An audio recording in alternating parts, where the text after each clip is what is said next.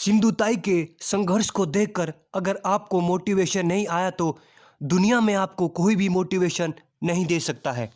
Hello दोस्तों, इस video को अंत तक ज़रूर देखना क्योंकि इस कहानी की हम और आप कल्पना भी नहीं कर सकते हैं। सिंधुताई सबकाल का जन्म 14 नवंबर 1948 को महाराष्ट्र में वर्धा जिला के पिंपरी मेघे गांव में हुआ था। उनके पिता का नाम अभिमान साठे था, जो एक चरवाहे थे। सिंधुताई को घर में लड़की होने की वजह से बहुत अपमान सहना पड़ता था। घर में उन्हें गैर जरूरी माना जाता था। हालांकि उनके पिता ऐसे नहीं थे, वह सिंधुताई को पढ़ाना चाहते थे।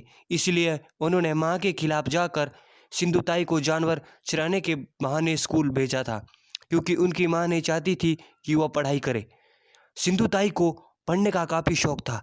उन्होंने बहुत ही मुश्किल परिस्थितियों में अपनी पढ़ाई पूरी की, लेकिन वो चौथी कक्षा तक ही पढ़ पाई, क्योंकि जब उनकी माँ को पता चला कि वह पढ़ाई करती है तो उन्होंने मात्र 10 साल की उम्र में सिंधुताई की शादी 30 साल के श्रीहरि सबकाल से कर दी।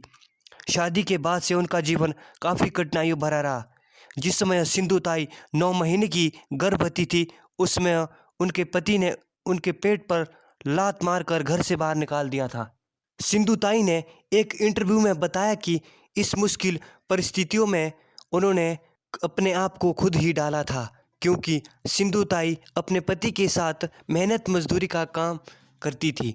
उनके पति गौशाला में गाय को चराते और वह तबेले से गाय भैंसों का गोबर उठाकर जंगलों में ले जाया करती थी, जिससे उनके घर का खर्च चल जाता था।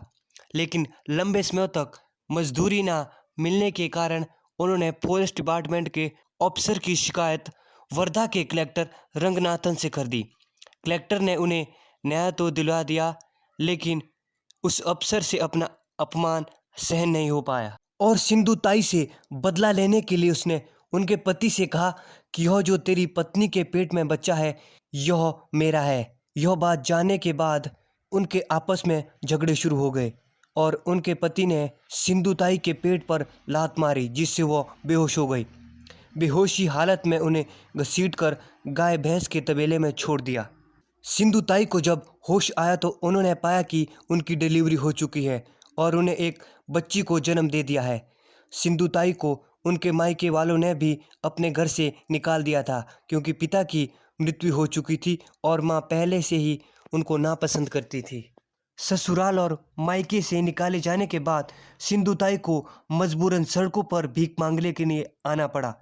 सिंधुताई का कहना है कि वह सड़कों पर, रेलवे स्टेशनों पर गाना गाकर भीख मांगती थी।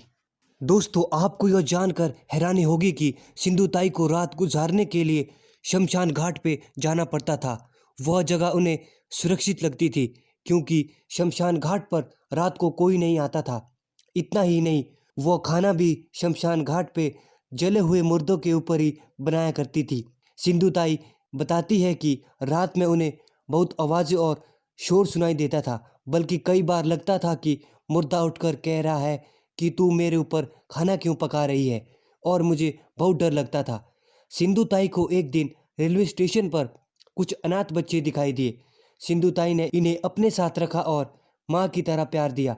धीरे धीरे सिंधुताई ने पैसे कमाकर एक अनाथ आश्रम खोल दिया, जिसमें 1400 से भी ज़्यादा बच्चों को गोद ले लिया। जिन बच्चों को उन्होंने गोद लिया था, आज उनमें से कई पढ़े लिखे डॉक्टर, वकील, बिजनेसमैन हैं और इनमें उनकी बेटी भी शामिल है। सिंधुताई द्वारा शुरू किया गया यह सिलसिला आज महाराष्ट्र में 6 बड़ी संस्थाओं में तब्दील हो गया है। सिंधुताई का परिवार आज बहुत बड़ा है। सिंधुताई के परिवार में कई बच्चों की शादी हो चुकी है। उनके परिवार में 207 दामाद, 36 बेटियां, 50 बहुएं और 1000 से ज़्यादा पोते पोतियां हैं। सिंधुताई की संस्थाओं में बच्चों के लिए अनाथ शब्द उपयोग करना वर्जित है, क्योंकि उन सब की माँ सिंधुताई है।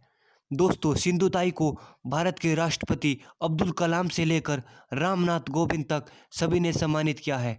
इतना ही नहीं, सदी के महानायक कहे जाने वाले अमिताभ बच्चन ने भी सिंधुताई के चरणों में शीश झुकाया है।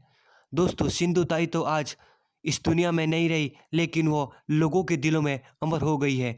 उनका देहांत 4 जनवरी 2022 को मुंबई में बीमारी के चलते हो गया। उम्मीद है यह वीडियो आपको अच्छी लगी होगी, तो प्लीज़ चैनल को सब्सक्राइब कीजिए और बेल आइकन को दबाइए। मिलते हैं ऐसी एक इंटरेस्टिंग वीडियो के साथ, तब तक के लिए थैंक यू।